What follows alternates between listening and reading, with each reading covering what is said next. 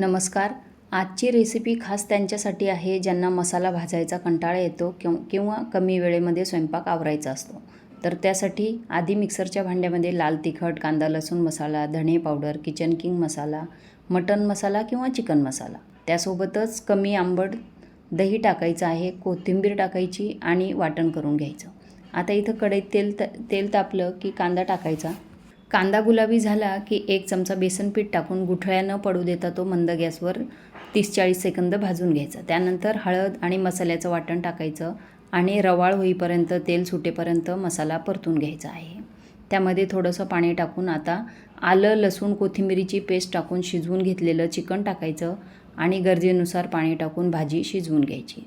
वरून थोडीशी कोथिंबीर टाकायची आणि गरमागरम झटपट चिकन रस्सा बाजरीच्या भाकरीबरोबर सर्व करायचा. रेसिपी आवडली असेल तर लाईक करायला विसरायचं नाही. धन्यवाद.